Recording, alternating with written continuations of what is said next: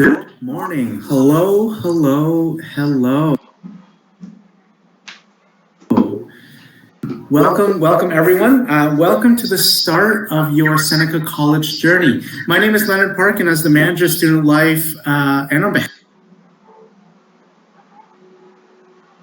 of all of us here at the college, welcome to your virtual orientation.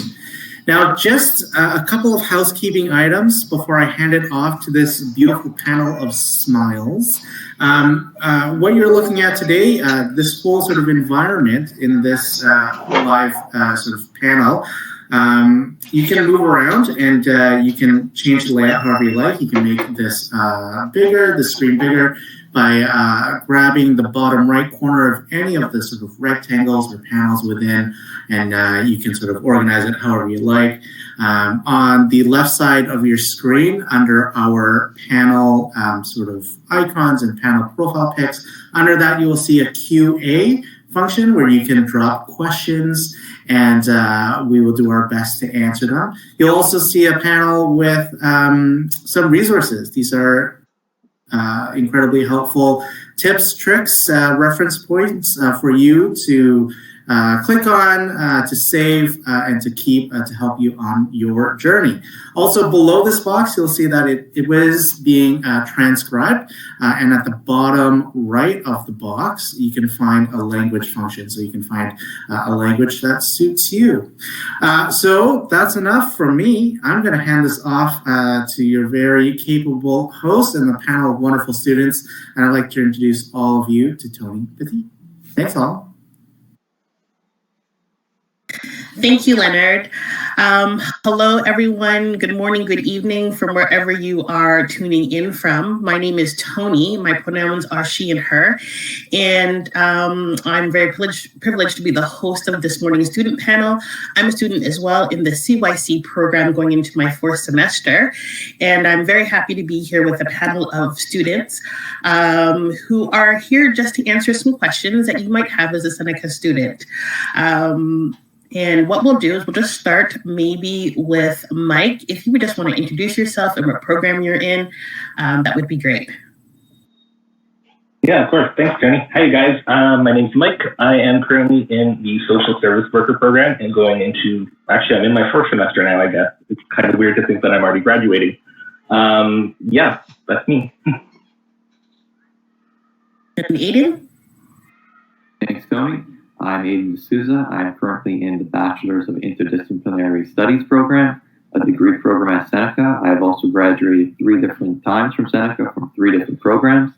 So yeah, that's a little bit about me. Great. And Devesh? Hey everyone, I'm Devesh. I'm in the Bachelor's of Commerce program. I'm in my 4th year currently, and I'm in the marketing specification. Yeah. Alex? Hi, my name is Alexandra. I go by Alex. My pronouns are she, her, they, them.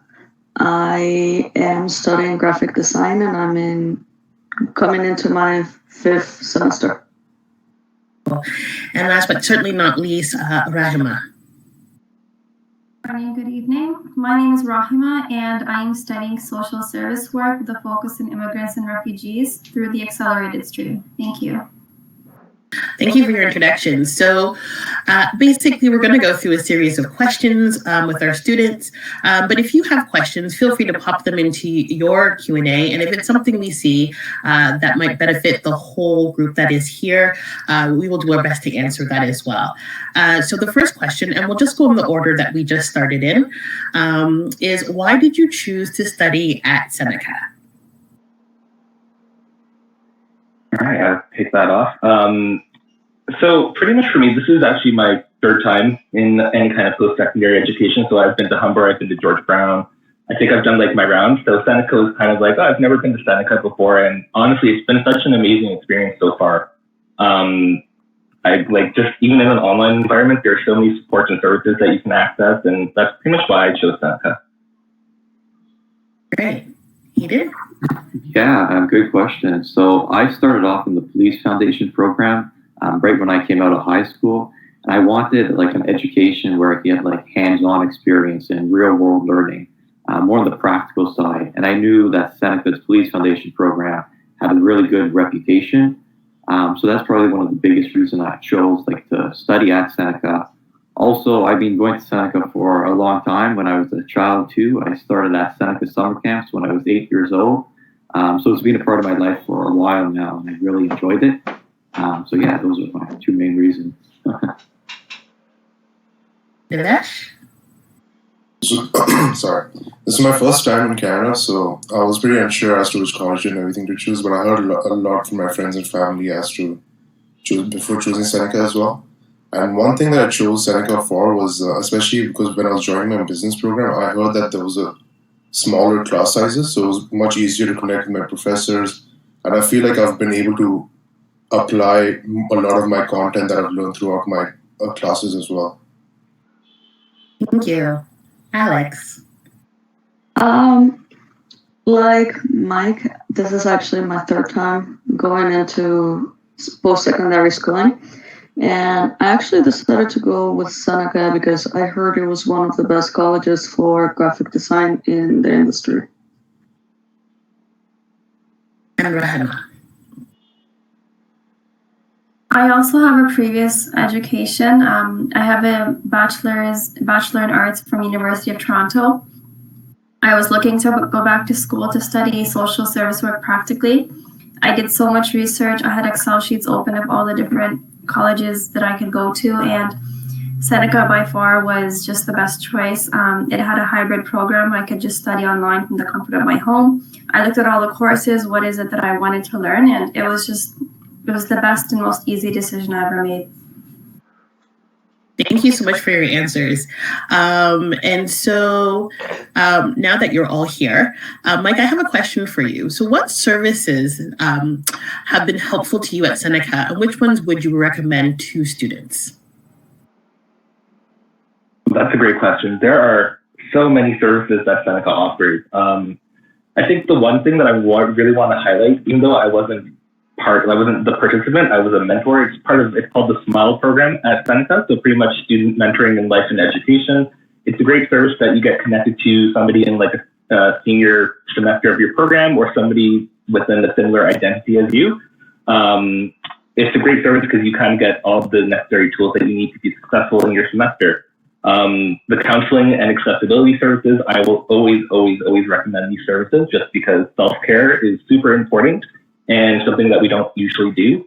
So these services are completely free. It's confidential. You can just talk to them one time. You can talk to them ongoing. They can recommend you to other services. There's also a lot of great on-campus services when the campus is actually open. With the gym, there's the learning center that offers tutoring services. There's a whole bunch. Yes, there are quite a few services, and we encourage you as students to be sure to check your emails because as Mike has just mentioned, a lot of these programs get emailed out in terms of their availability to students. So thank you, Mike, for sharing that. Now, it's one thing to find, various services, but what about taking on a role of some sort? So Aiden, I have a question for you. I know you've been involved in so many different things. So what student clubs or organizations have you been involved with, and what positions have you held? Yeah. So I've been a part of many different things. So probably some of my favorite experience at Seneca has been the SMILE mentoring program. It was a great way to meet so many different students. I did it for a number of years. I mentored students at the high school level from the dual credit program all the way to adult education for adult programs as well. Another experience that was really, that I was proud to do was run on the Seneca Sting cross country team. So Seneca Sting is our varsity athletics association, and they have a lot of different sports teams that you can join, whether it's at the varsity level, competing against other colleges, or even at the recreational level. It's a great way to meet new people. I met a lot of runners from all over the country, just meeting them at different events that we raced against. Also, working at Seneca, I worked in many different departments around the college. It's just great experience to put on your resume. So I highly recommend if you are looking for a job at the start of a new year, start of a new semester, make sure to look on Seneca Works, that is our internal job posting website. where you can definitely get some good job postings too. As far as some leadership positions that I did hold, I hold at Seneca. I'm the spokesperson for the student communication department at Seneca, so I speak with media on a regular basis regarding post-secondary issues and promoting Seneca on all levels. As well, I sit on a number of boards externally on eCampus Ontario and the City of Toronto Youth Council. I found that one opportunity actually led to another. So like when I was in high school, I was like really, I was more of an introvert, but when I got to Seneca, I started doing one thing and it led me to do more opportunities. So definitely make sure to get involved on campus life. Yeah, thank you, Aiden. And yes, I agree with that. Myself as a student as well. When you start one thing volunteering somewhere, it often opens up a lot of doors. And often I get students ask, how do I get a job? Or how do I do this? And, you know, it's taking that first step. Don't necessarily look for the one that is what you're looking for. Look for the one that's there. And who knows where that might lead. Maybe you'll be the next Aiden, the face of Seneca in the media. Thank you, Aiden, for that. So we know, and Mike mentioned this, we have a counseling accessibility program, and it's there to help you with all things that will support you in your academic studies. Sometimes you just need someone to talk to, but that balance is difficult. And so Alex and Rahima, if you don't mind, would you share how you balance work and school and aspects of life? All right. So what I do in order to help me balance everything, as a person with ADHD, I find it really difficult to actually remember everything that I have going on in life. It means my homework or meeting up with friends and things that are also kind of supposed to be easy for you, like remembering to eat or remembering to do some of the basic necessities. So a lot of the time what I do in order to help myself remember how to balance my own life is actually creating a schedule. And it may sound kind of annoying, but I actually schedule everything that I need to do, whether it is doing my homework or scheduling in some time to have lunch or dinner. And it actually helps you organize yourself in what you need to do in your life, as well as, hey, I need to do a homework for the next week. And okay, cool, I can pencil it in on Monday afternoon and have it done for next week. That is basically what I do. Thank you. I guess I'll go next. So similar to Alex, I have an Excel sheet with all of my current commitments, and I have them color coded in terms of what things require my most focus and energy.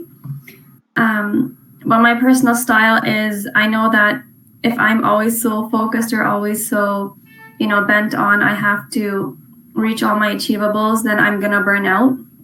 So when I experience high levels of energy, for example, I will go ahead and do a bunch of assignments on one weekend. So by the time that they're due over the next couple of weeks, I just have to revise them and submit them. And that is the only way for me personally that I can attend Seneca extracurricular events like the book club.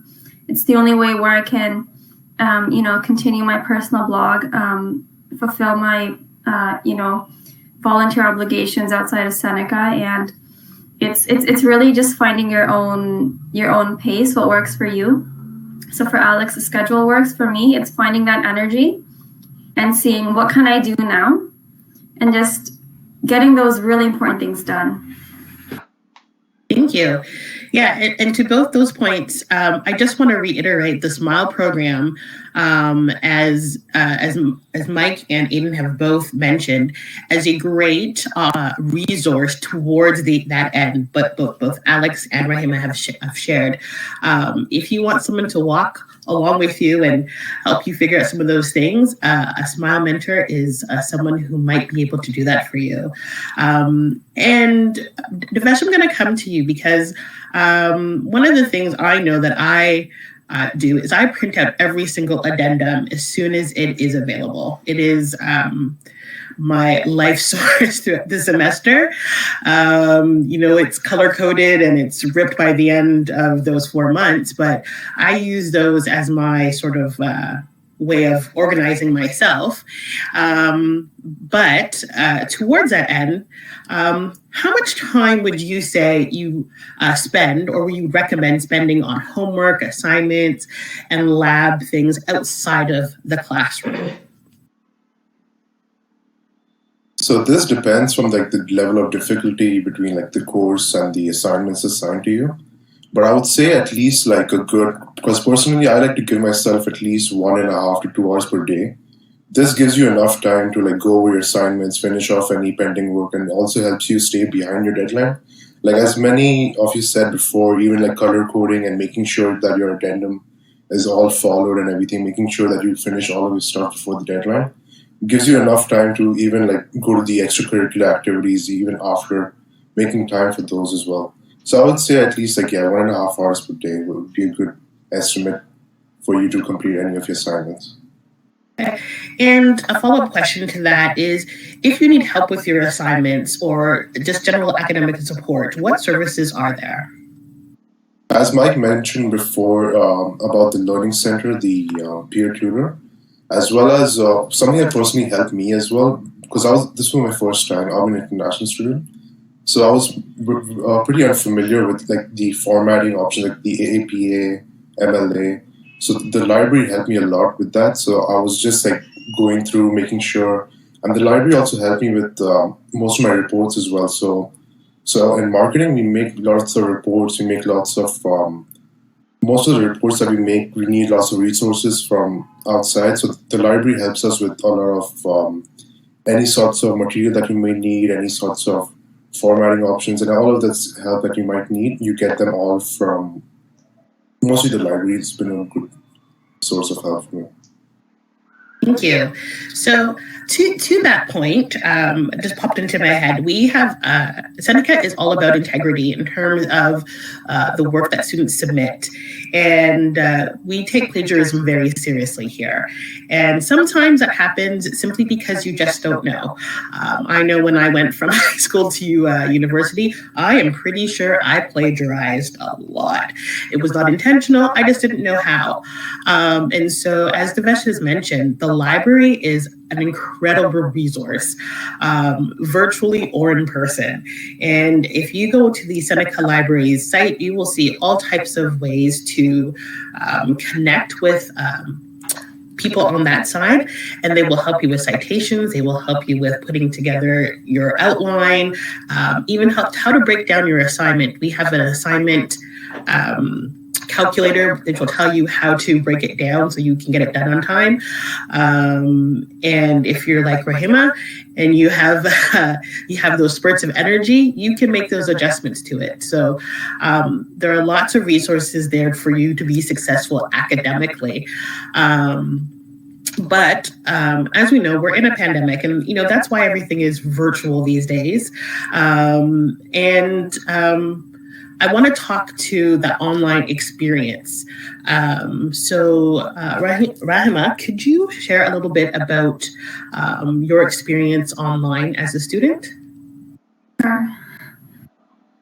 It's been a great learning experience, just because I can just be in the comfort of my own home. I don't have to commute anywhere. That being said, online learning requires a lot of discipline. I think it's a good practice not to be multitasking while you're in class. That can be detrimental to your learning experience and whatever else that you're doing. I recommend putting your phone on silent, not browsing social media. It's just not worth it because you might miss something, and it's better even mentally just to be fully focused and in tune to one thing. Other than that, online learning is, I highly recommend it. But if you can I think it's also really important, and this is sort of my first reminder to myself, is maybe start your day with a breath of fresh air. So go outside, because we can get so used to just being indoors, especially because of lockdown, that we forget that nature is so crucial for our mental and physical health. So just taking those breaks in between and just making sure that you're not plugged in too much. That's my advice. Thank you. You say that, and I feel guilty because I know that I wake up in the morning and I kind of just open my phone to Instagram immediately. But it's true. We need to get outside and get some fresh air, and that's really important in terms of being virtual, because as Aiden is aware, I know Aiden personally, but we're working, volunteering, and going to school online. And so everything ends up happening in the sort of like, I don't know, 5-foot area. And so we have to make sure that we create breaks so that we can keep ourselves refreshed. Now, to the virtual learning that we do, we have multiple platforms. Mike, can you speak to the platforms that we use and about the software and where we can get some help with that? Yeah, sure. So my program's been solely virtual since this time last year when I started. So in my experience so far, it's been a collaboration of like a lot of platforms. So pretty much I've used Blackboard Collaborate, I've used Microsoft Teams, I've used Zoom. I feel like there's one more that I'm missing that's super important. But so far I've only used Teams. Oh, Big Blue Button. That's the one that I always forget about because I've never used it before. So your teachers will usually post which platform they're going to be using. So typically, in my experience, it's going to be either Zoom or it's going to be Microsoft Teams. I don't really think Blackboard Collaborate is a thing anymore. What I've done in the past is I'll go and I'll just do a simple Google search, how to use Blackboard Collaborate, how to use Big Blue Button. And sometimes there's YouTube tutorials that you can watch that kind of simplify and break everything down. You can also go to the ITS website at Seneca. It's the Information Technology Services. They do offer tutorials. You can email your questions to them. Just make sure that you always include your student number whenever you message them. But yeah, that's usually how you can find out where to, how to access everything and figure out how to learn online. Thank you. Yes, and you're quite right. Those things are very accessible. For all students, you would have received an email this actually past week, which had sort of like little webinars on each of those. So Teams on how to use Zoom, how to use WebEx, how to use Big Blue Button, depending on what your professor is going to require of you. But as Mike has mentioned, you're like, oh no, but it's Friday and I've missed them all. That's okay, because all of those are somewhere on our YouTube, and you can click on that and watch them and get all that information. So thank you, Mike, for sharing that. So being virtual, one of the things that has been difficult is connecting with other students, and with the pandemic making us go in and then out and then back in again in terms of being on campus, things are kind of tricky. So we have to find new ways of connecting with one another. So Aiden, would you be able to share a little bit about how students can meet and engage with other students? Yeah, absolutely. There's so many ways to meet other students, even now that we are virtual. Seneca has done a great job implementing those activities. We offer activities through our SSF, our Seneca Student Federation, events like bingo nights, movie nights, trivia games, and even cooking classes where you can take online and interact with other students from other programs as well.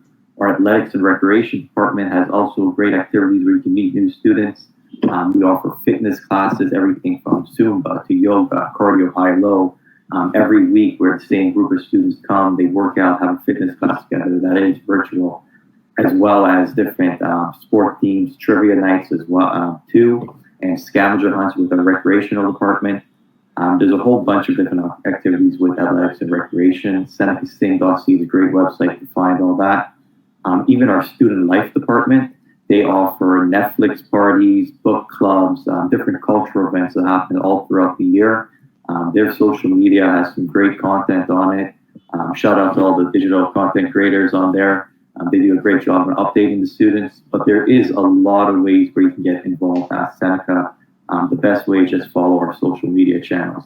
It's also a great way to relieve stress from your everyday classes. I know I attend some of the events just to take my mind off some of the assignments. It's a great break in between classes as well, because they offer it throughout the day and even in the evening as well. So there's lots of things to do. All you have to do is get involved and see where that can lead you. Thank you, Aiden.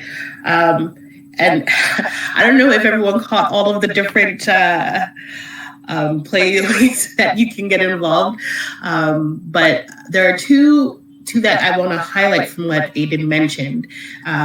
One is student life.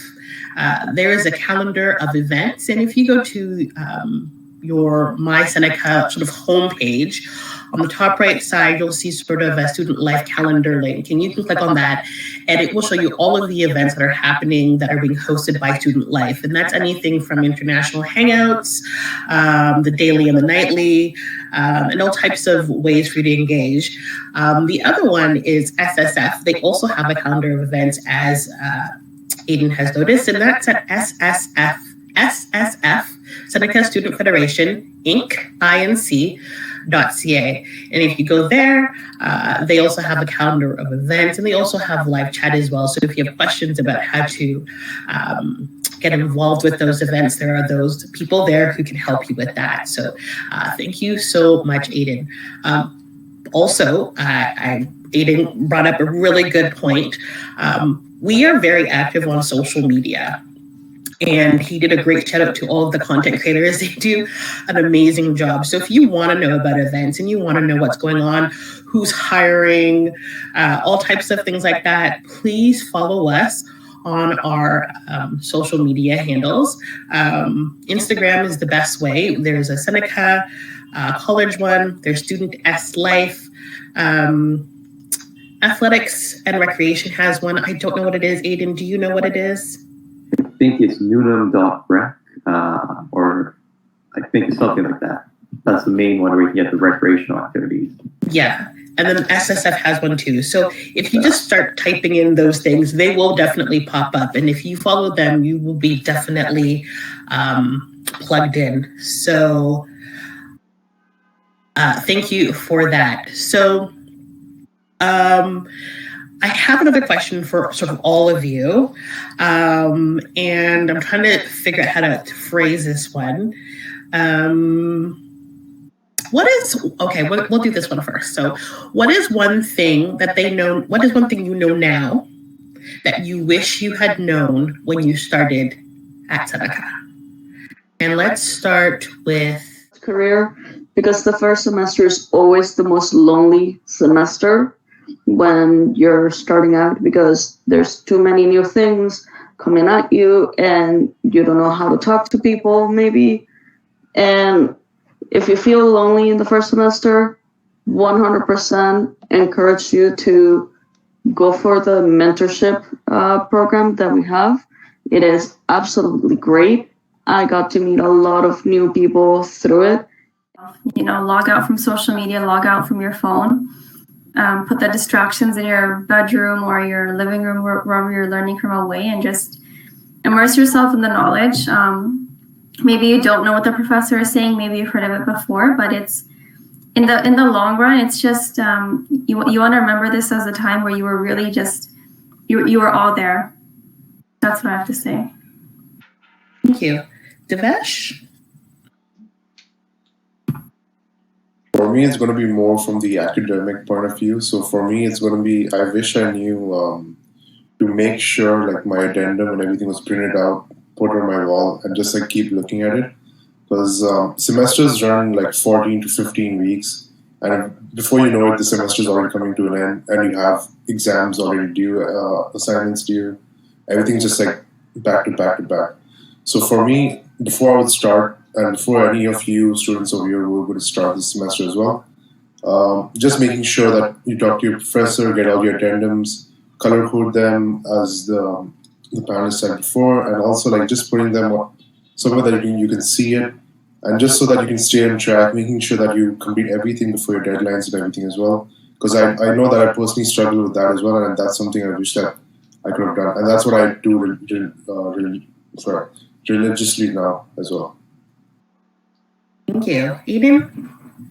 Yeah, like for me, in my first year, I was kind of afraid to like ask questions. So like now I realize the Seneca staff are really supportive. So if you do not understand anything or you're unsure of anything, make sure to ask. Even if you're asking the wrong department, the staff will point you in the direction of the appropriate department to help you answer your questions. That's something I wish I learned more in my first year, but I never realized how supportive like people are here at Seneca. They all want to see you succeed and make sure you're doing well in your academic studies. So and even if you're unsure of anything, the best place to go is the student life department. Student.life@senecacollege.ca is a great email address to ask any of those questions you are unsure of. Thank you. And Mike? I mean, like everybody kind of touched on everything that I was going to say. So, if I had to say something, I would probably say I wish I knew how to self-care better at the start of this program. So one of the things that I learned in my program is that you can't pour from an empty cup. So if you aren't taking care of yourself, you can't take care of others. You can't, properly function in your day-to-day life. So always just making sure that you're taking those 5 or 10 minutes just to, go outside or pet your cat or dog or whatever animal you have. Or if you don't have an animal, go outside, because we're pretty much like houseplants. We need sun, we need water, we need exercise. Although plants don't exercise, but you know what I mean. Thank you, Mike. My saying is an empty well gives no water. So similar.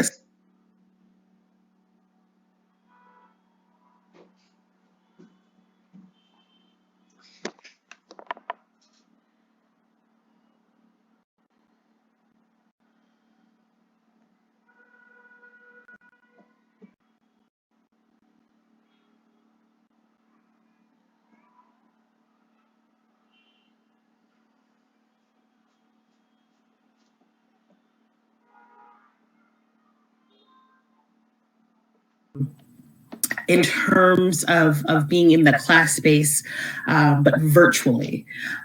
Do you have any some tips or some recommendations for online learning? What you would recommend? And that can come from anybody who has an answer for that. Alex, please. So this is something that I've noticed being a student in online classes. A lot of the programs that you're using, whenever you start them up and you join the class, they never mute the microphone for you. They will always have the microphone on. So when you join the class, immediately mute yourself. This is for 3 reasons.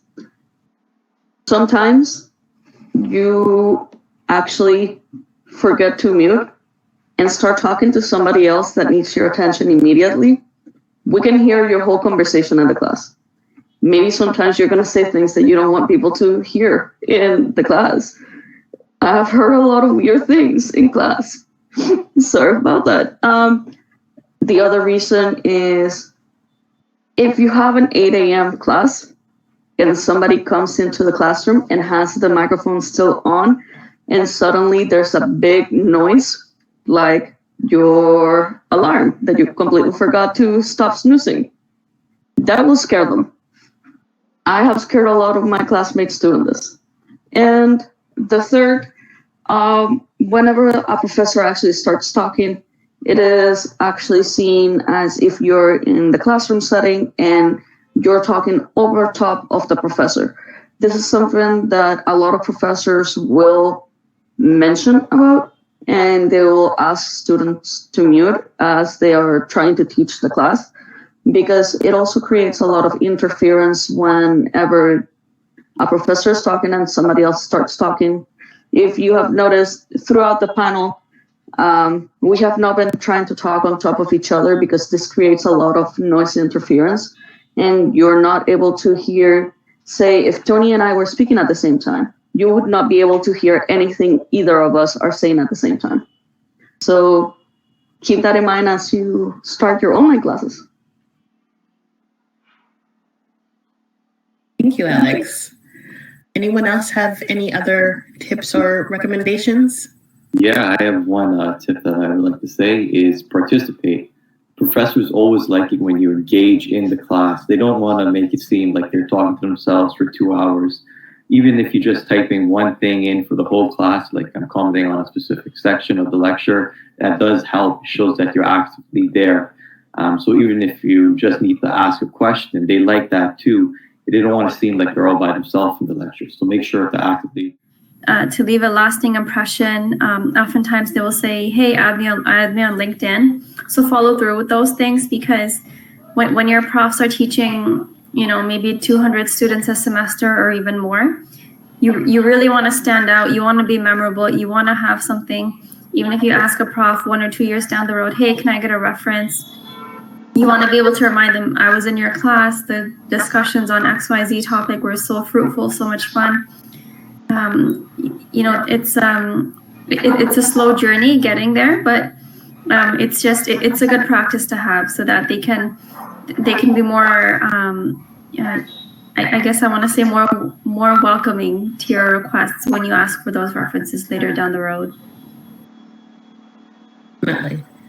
And even before that, if you need help for something, it's much easier to help a student that they know who has been participating and engaging in some way than someone who's not. And I remember being in class one day at the end of the semester, and I was waiting to speak to my professor, and he was talking to somebody else, and that person left, and they looked a little defeated, and I was like, oh, I guess they didn't get what they wanted. And my professor goes to me, who is that guy?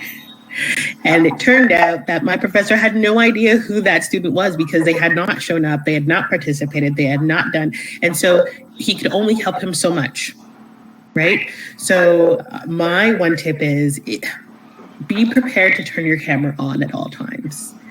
I know that a lot of people don't want to, but if you turn on your camera, your professor can see your face, then they can see your name. If you put your question in the chat, answer something in the chat, then they see you participate. And then you're polite, you have you're muted properly, you're not muting and screaming at your mom to bring you another glass of milk or something. I don't know. But then that's the person who Rahima just spoke of. That's the person they're going to willingly give a reference to in the future. So your participation now and your engagement now helps you now, but it also helps you in the future for sure. So thank you for sharing those pieces. I realize that this is I guess, more the domestic virtual orientation, and we did have an international one last semester, but I know that there are a lot of international students here today, and welcome to all of you as well. Any tips that you might have for international students, or for those who may have recently arrived in Canada and are about to embark on their first semester at Seneca? Does anyone have any tips or recommendations for that?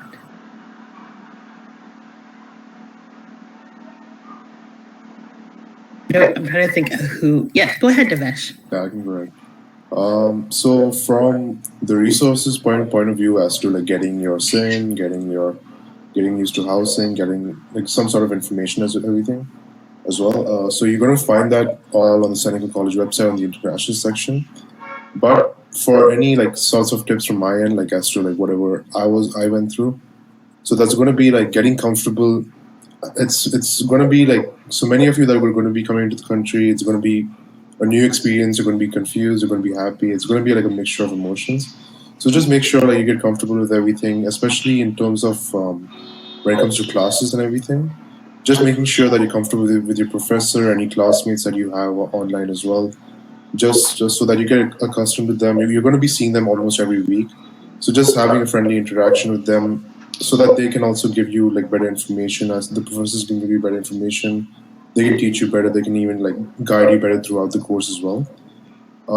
And yeah, just making sure that you get and also not being afraid to ask any questions. There's lots of resources around Seneca as to like student life, SSF, and many of them are very, very, very welcoming and like very glad to answer any questions that you may have. So just make sure that you put yourself out there. Don't be afraid to ask any questions because everyone's here to like answer you, guide you better, and like make sure you have a better experience here at Seneca. Thank you, Devesh. Yeah, I think my recommendation would be don't wait to ask a question. I noticed last semester I had a couple of international students who asked me some really pressing questions the second last week of the semester, and there was almost nothing I could do to help. So if you think something might be an issue or you think it could come up, don't wait until it does. Reach out to your student advisor, your professor, the international department, whoever you need to reach out to them and see if you can get an answer now. Because if you have the answer, then when the situation does arise, you were prepared to go for that. So we have some time for a couple more questions.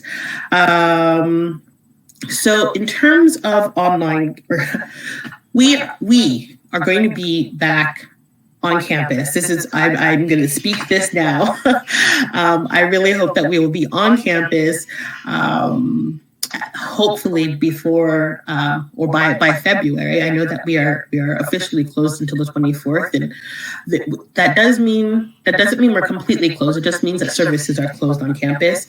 However, there are some services that are open in terms of the computer commons and general study areas are open for limited time. So you can check that information out on the Seneca College website. But my question is, and I just got another really great question that we will talk about. But what are you looking forward to the most on campus? When we go back, what is the thing that, or, the person maybe, what is it that you're looking forward to the most in terms of going back on campus? And let's start with Aiden.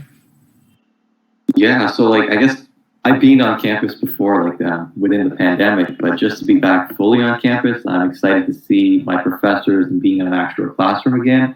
I'm looking forward to that probably the most, just to build more community engagement, networking with other students, and just getting the regular classroom feeling back. I'm also excited to be back at the fitness center when it does reopen again on campus. So the fitness centers is included in your tuition if you're a full-time student, and you can use it at any of our 3 main campuses, Seneca, York, Newnham, and King. They have some great fitness equipment there, and it's all good to maintain, physical activity while you're still learning at Seneca. So those are the 2 things I'm excited for. Nice. Alex? The number one thing I'm excited for, and I know this is going to sound lame, class. I haven't had an in-person class throughout my whole Seneca student career. So it would be wonderful if I get to have one class in person, because my program is one of the ones that is very easy to do completely online. I have a feeling that it might not happen. Hopefully it will. But yeah, I really want to be able to interact with my classmates in person. I want to be able to, I joke around with my professors, so I want to be able to actually tell them my terrible jokes in person. And I just miss the in-person interactions. So yeah, I'm really looking forward to having in-person interactions with people. Yes, definitely. How about you, Devesh? For me, I've been on campus throughout the pandemic as well, like with Aiden as well. But and I've seen many of the services we're still partly closed, but still partly open as well. For me, this might maybe sound a bit nerdy, but I feel like I wish the library opened sooner. the actual borrowing of books and everything, because there's a lot of great resources inside. And the thing is, like, the more you dive deeper and everything, there's so many great resources that you have. Not only just in terms of like my courses and everything as well, but there's a lot of great information, any sorts of books. I've been able to get like a lot of information from like when I was trying to learn Microsoft Excel and everything. And then there's a lot of information over there. Anything that you want to learn out of your course as well, there's a lot of great information in the library. But yeah, I think I'm just waiting for that to open up as soon as possible. Thank you. And Rahima? Two things. I would love to meet my professors in person.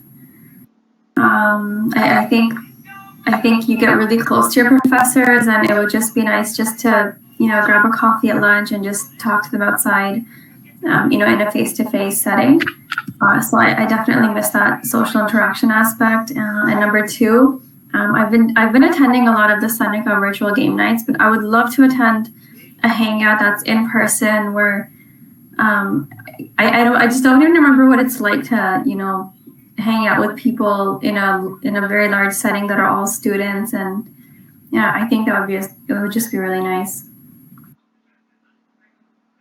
And Mike?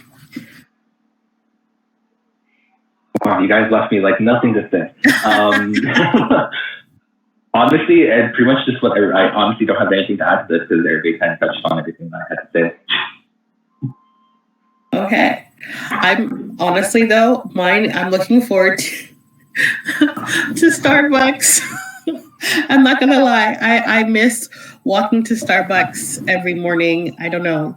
I haven't had Starbucks in over a year because I'm not going out of my way for it. So I just wanted to thank you all for your time and for sharing your insights and your experience with us this morning. I just want to quickly just make a final pitch of the SMILE program. Many of the topics that we discussed this morning are resources that SMILE mentors can easily direct you to.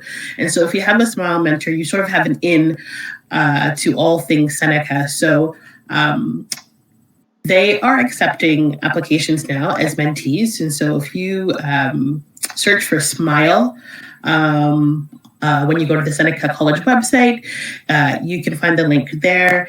And there are a bunch of mentors who are just waiting to walk you through your first semester here at Seneca. So thank you for that. Thank you for your time. And I'll pass it over to Len. Hi, everyone. Thanks for sharing your thoughts. Keep the conversations going. This chat and live panel may close in just a couple of minutes, but you can certainly use the live chat function now in the bottom right of your screen to connect with tons of staff who are eager to help answer your questions. And in terms of SMILE, that's a great way to keep the conversation going as well, right? Sign up for a peer mentor. You can keep asking those questions and keep, experiencing through your mentor, sort of what to expect and have them share some of their thoughts, their tips, their ideas, and their own experiences about their life as a Seneca student, whether it's an international student, perhaps a mature student, or a student, of different sort of lived experiences. Just one thing to note, for the first few weeks, we will be learning. We're looking forward to seeing all of your faces in the hallways as well. Thanks to Tony for hosting all of our panelists. Thank you to our panelists for sharing your experiences. And we hope that all of our students joining in today, wherever you are, in Canada, in Toronto, and around the world, are having a great time. We're going to close this session now, but the 9:30 session is just about to start. So you can go back to the lobby. You can click on the button that says Live Sessions and join us for Student Services and Supports at 9:30. Thanks, everyone. Enjoy the rest of your day.